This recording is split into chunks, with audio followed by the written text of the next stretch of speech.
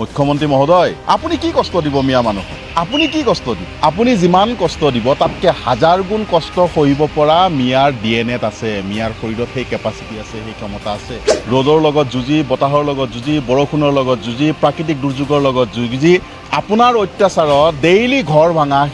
ভাঙাৰ সেই যিটো যান্ত্ৰণা তাৰ লগত যুঁজি মিয়া মানুহে এই অসমখনত সহাৱস্থান কৰি আছে আপুনি কেতিয়াবা এই মানুহখিনিক বাংলাদেশী বুলি ক'ব কেতিয়া অনুপ্ৰৱেশকাৰী বুলি ক'ব কেতিয়াবা অচিনাকি মানুহ বুলি ক'ব আপুনিতো সদায় শাসনত নাথাকে এই জনগোষ্ঠীটো থাকিব অসমতেই থাকিব যেতিয়ালৈকে অসম আছে যেতিয়ালৈকে ভাৰত আছে যেতিয়ালৈকে দেশ আছে তেতিয়ালৈকে জনগোষ্ঠী থাকিব আপুনি কিন্তু তেতিয়ালৈকে শাসনত নাথাকে 26জন মানুহৰ চিকিউৰিটিত দোহাই দি পেলাই আপুনি যে কৈছে যে ৰাইজৰ অসুবিধা হ'ব আপুনি এনে ৰাইজৰ ক'ত সুবিধা কৰি থৈছে ৰাইজতো অসুবিধা সদায় কৰি আছে আপুনি আজি যেনেকৈ জুবিনদাৰ সমাধিৰ ক্ষেত্ৰত হাজাৰ হাজাৰ মানুহ দিনে নিশাই গৈ আছে এই মানুহৰ ভিৰ কেনেকৈ ভাঙিব পাৰি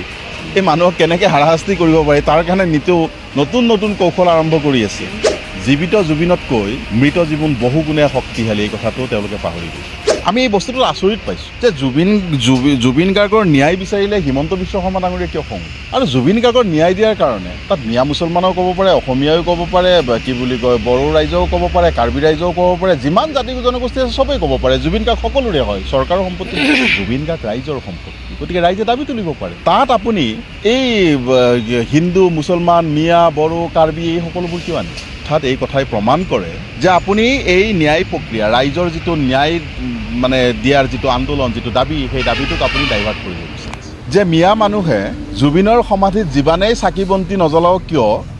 মই কষ্ট দিয়াটো দিমেই আজি কৈছে নহয় আপুনি মুখ্যমন্ত্ৰী মহোদয় আপুনি কি কষ্ট দিব মিয়া মানুহক আপুনি কি কষ্ট দিব আপুনি যিমান কষ্ট দিব তাতকৈ হাজাৰ গুণ কষ্ট সহিব পৰা মিয়াৰ ডিএনএত আছে মিয়াৰ শৰীৰত সেই কেপাচিটি আছে সেই ক্ষমতা আছে ৰ'দৰ লগত যুঁজি বতাহৰ লগত যুঁজি বৰষুণৰ লগত যুঁজি প্ৰাকৃতিক দুৰ্যোগৰ লগত যুঁজি আপোনাৰ অত্যাচাৰত ডেইলি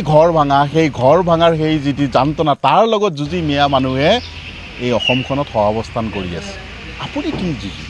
আপুনি কি আৰু শাস্তি দিব আপুনি কি আৰু অত্যাচাৰ কৰিব কিমান কৰিব আপুনি যিমান অত্যাচাৰ নকৰক কিয় এইসকল অসমৰ এইসকল অসমীয়া হয় আৰু এইসকল আপোনাৰ দৰে অত্যাচাৰী শাসক এজনৰ লগত যুঁজ কৰি জীয়াই থকাৰ ক্ষমতা ৰাখে আপুনি কেতিয়াবা এই মানুহখিনিক বাংলাদেশী বুলি ক'ব কেতিয়া অনুপ্ৰৱেশকাৰী বুলি ক'ব কেতিয়াবা অচিনাকি মানুহ বুলি ক'ব কেতিয়াবা চাচা বুলি ক'ব কেতিয়াবা অন্য কিবা ক'ব কেতিয়া যিমানেই যি বিশেষণ নিদিয়ক কিয় সেইবোৰলৈকে এই মানুহখিনিয়ে কেতিয়াও কেৰেপ নকৰে এই মানুহখিনি কষ্ট কৰা মানুহ হয় কাম কৰা মানুহ হয় এওঁলোকৰ জীৱন জীৱিকা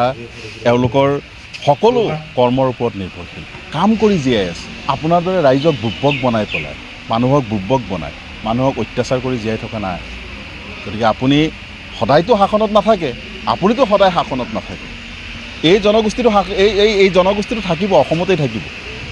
যেতিয়ালৈকে অসম আছে যেতিয়ালৈকে ভাৰত আছে যেতিয়ালৈকে দেশ আছে তেতিয়ালৈকে জনগোষ্ঠী থাকিব আপুনি কিন্তু তেতিয়ালৈকে শাসনত নাথাকে গতিকে অত্যাচাৰৰ সীমা পাৰ নকৰি সাধাৰণ মানুহৰ ওপৰত অত্যাচাৰ কৰি এই শ্ৰমজীৱী খাটি খোৱা দৰিদ্ৰ মানুহৰ ওপৰত অত্যাচাৰ কৰি বীৰত্ব দেখুওৱাটো কোনো মহান মানুহৰ কাম নহয় দুৰ্বল মানুহৰ ওপৰত অত্যাচাৰটো যোনে তোনে কৰিব পাৰে আপুনি মুখ্যমন্ত্ৰী হয় আপোনাৰ কাৰণেতো আৰু সহজ দুৰ্বল মানুহৰ ওপৰত বীৰত্ব দেখুওৱাটো কোনো বীৰৰ কাম নহয় আপুনিতো নিজকে এনেও ৰজা বুলি ঘোষণা কৰিছে না গণতন্ত্ৰত ৰজা নাথাকে বুলি আমি জানো আপুনিতো নিজকে ৰাজতন্ত্ৰৰ ৰজা বুলি ভাবি লৈছে অসমখনত নিজকে ৰজা বুলি ঘোষণাই কৰি দিছে গতিকে ৰজা হ'লে অত্যাচাৰী ৰজা হ'ব নালাগে ইতিহাসত সাক্ষী আছে অত্যাচাৰী ৰজাৰ শেষ পৰিণতি কি হৈছে এই ইতিহাসে জানে ইতিহাসে দেখিছে ইতিহাসৰ পাতত লিপিবদ্ধ হৈ আছে আমি কামনা নকৰোঁ যে আপোনাৰো সেই তেনেকুৱা বহুত কিবা কিবি হওক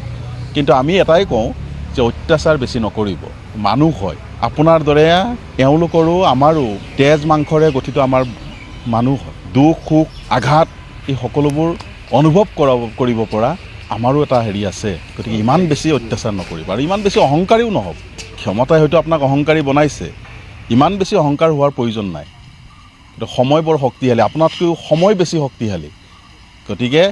আমি যদি ভয় কৰোঁ সেইটো হ'ল সময়ক ভয় কৰোঁ আপোনাক নহয় কিয় সেই 26জন মুখ্যমন্ত্ৰী মহোদয়ৰ লগত যি 26জন গাৰ্ড থাকে চিকিউৰিটি থাকে তেওঁলোক ৰাইজ নহয় নেকি তেওঁলোক ৰাইজৰ মাজৰ এজন নহয় নেকি মুখ্যমন্ত্ৰীয়ে কাশ্মীৰ ফাইল চোৱাৰ সময়ত ফ্লপ চিনেমা এখন ঘৃণা বিয়পোৱা চিনেমা এখন ঘৃণাৰ ফেক্টৰী এখন দেশত সাম্প্ৰদায়িক হেৰি সৃষ্টি কৰিব পৰা এখন চিনেমা কাশ্মীৰ ফাইল চাবৰ কাৰণে আপুনি দলে বলে সেইখনক কৰমুক্ত কৰি পেলাই আপোনাৰ সাংগু পাংগু সকলো লৈ গৈ পেলাই আপুনি চিনেমা হলত চিনেমা চাব পাৰে জুবিনদাৰ চিনেমাখন জুবিনদাৰ অন্তিম চিনেমা এই চিনেমাখন চোৱাৰ কাৰণে আপোনাক কিয় সময় লাগে 26জন মানুহৰ চিকিউৰিটিত দোহাই দি পেলাই আপুনি যে কৈছে যে ৰাইজৰ অসুবিধা হ'ব আপুনি এনে ৰাইজৰ ক'ত সুবিধা কৰি থৈ দিছে ৰাইজতো অসুবিধা সদায় কৰি আছে আপুনি গতিকে আপুনি চিনেমাখন কিয় চোৱা নাই সেইটো অসমৰ মানুহে জানে অসমৰ মানুহ ইমান বুব্বক হৈ থকা নাই অসমৰ মানুহে গম পায় আজি যেনেকৈ জুবিন দাৰ সমাধিৰ ক্ষেত্ৰত হাজাৰ হাজাৰ মানুহ দিনে নিশাই গৈ আছে এই মানুহৰ ভিৰ কেনেকৈ ভাঙিব পাৰি এই মানুহক কেনেকৈ হাৰাশাস্তি কৰিব পাৰি তাৰ কাৰণে নিতৌ নতুন নতুন কৌশল আৰম্ভ কৰি আছে সেইবোৰ অসমৰ মানুহে নুবুজে নি জুবিন দাক হত্যা কৰা হ'ল আৰু তেখেতক হত্যা কৰাৰ পিছত তেখেতৰ সত্তাটো জীয়াই আছে আৰু সেই সত্তাটোক হত্যা কৰিবৰ কাৰণে কোনে কি ষড়যন্ত্ৰ কৰি আছে সেই অসমৰ মানুহে দেখিছে বুজিছে জানিছে গতিকে অসমৰ মানুহে চিনি ৰাখিছে সময় আহি আছে ৰ'বচোন জীৱিত জুবিনতকৈ মৃত জীৱন বহুগুণে শক্তিশালী এই কথাটো তেওঁলোকে পাহৰি গৈছে যিয়ে জুবিন দাৰ সত্তাটোৰ বিৰুদ্ধে ষড়যন্ত্ৰ কৰি আছে মই তেওঁলোকক ক'ব বিচাৰোঁ যে জীৱিত জুবিনতকৈ মৃত জুবিন অধিক শক্তিশালী অধিক পাব্লিক কানেক্টেড গতিকে কথাষাৰ মনত ৰাখে